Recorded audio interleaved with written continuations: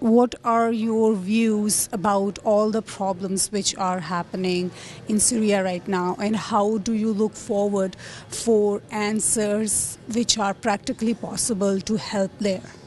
C'est quoi votre position de tout ce qui passe en Syrie, puis c'est quoi la réponse que vous pensez qu'ils ont besoin de bouger les choses? Moi, je me positionne sur un plan purement humanitaire. Et donc, c'est un peu difficile pour moi d'aborder les aspects politiques de la situation en Syrie. My background is purely from a humanitarian, so it's difficult for me to tell you how things are going to get solved from a political viewpoint. Mais j'ai quand même bien entendu des commentaires à faire. But of course, I'm well versed, and I've heard many of the commentary that's going on and discussions that are taking place. Je suis au 10e voyage en Syrie. It's been 10 visits for me, 10 missions to Syria. So my question towards you is then that since you work in academic atmosphere and you have very much more information about the youth and their connectivity towards how things are happening with the youth, so how would you describe that the humanitarian ground helps which are being done there? Are you happy with them, or how you look forward towards them? Because it's a massive destruction there, and I feel like kids are our future, where we invest the most, which we look forward that they are after us going to inherit the world we are living. So what do you think, how can community put their help towards them? Alors que vous êtes académique, vous êtes professeur et vous parlez souvent à les jeunes, puis vous voyez la situation comme est-elle en Syrie. Est-ce que vous êtes content avec la réponse humanitaire? Puis c'est quoi que votre réponse à les jeunes, alors comment ils peuvent aider la situation? Nous essayons de former les médecins, les infirmiers, les secouristes, pour faire en sorte qu'ils puissent sauver le maximum de gens. Nous n'avons pas dit qu'il faut sauver tout le monde, parce que les situations sont extrêmement difficiles et que sur le plan des matériels, sur le plan des médicaments, il manque beaucoup de choses. Donc il n'est pas possible dans cette situation de guerre, de situation de catastrophe, de pouvoir sauver tout le monde. Mais nous essayons de faire en sorte de sauver le maximum de gens. Who I teach and who I train are really the young healthcare workers, and the biggest thing that I try to teach them is to save lives amongst more than anything. They're not to focus so much on saving limbs or arms or legs, but just to focus really on saving lives. It's very important. J'ai vu beaucoup mourir de personnes en Syrie. Que nous aurions pu sauver si ça avait été, par exemple, en Occident, dans des pays développés. Et c'était difficile pour moi, après avoir vu ces gens mourir, ces gens jeunes, etc., de rentrer dans mon pays, d'accord, en disant on aurait pu les sauver. Et parce qu'il manquait des choses, on n'a pas pu le faire. Et pour moi, comme médecin, c'était extrêmement difficile. The hardest part for me was seeing a lot of the people that had died actually could have been saved, but because the people didn't know how to properly treat them. And then coming back and realizing if this person was a patient in the Western country, they could have easily been saved. That is one of the hardest things for me. Alors, la question aussi était, c'est quoi que les jeunes personnes ici ils peuvent en faire. Alors, I asked them, so what can young people, what can they do over here to help? Les jeunes au Canada? Au Canada, oui. Pour aider les Syriens? Oui. Il est de s'engager, bien évidemment, de s'engager au niveau de ce que j'ai demandé tout à l'heure. Animer des associations, faire connaître la situation en Syrie, ne pas faire baisser l'attention des médias sur la situation en Syrie, dénoncer une situation de catastrophe humanitaire, dénoncer le fait de la neutralité des politiques dans cette situation-là. Et que les jeunes s'engagent justement à essayer de trouver de l'argent, des moyens, mobiliser, envoyer le maximum de choses sur la Syrie. Mais surtout, en même temps, alerter en permanence.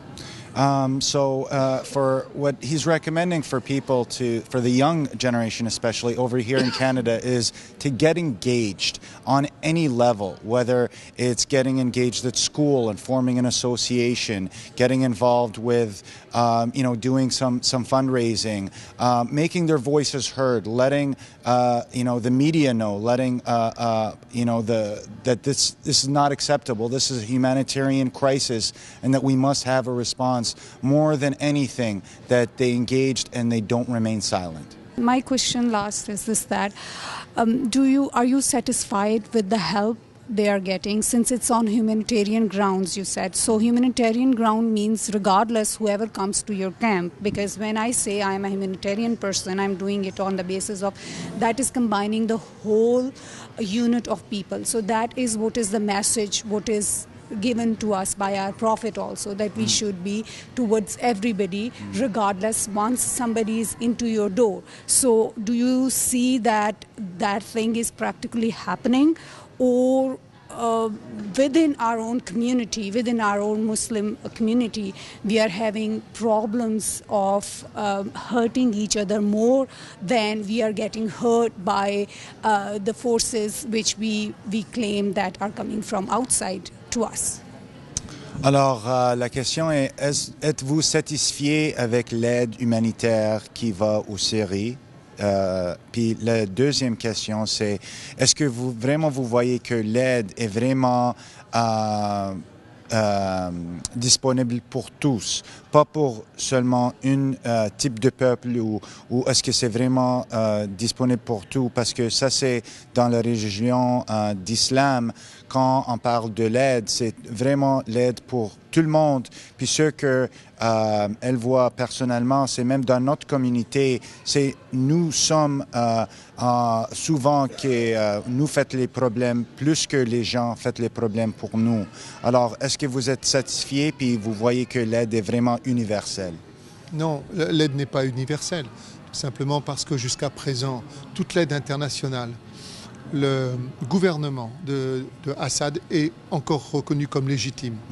Et l'aide internationale va encore directement chez Assad, donc au Croissant Rouge syrien, qui est censé le redistribuer aux populations.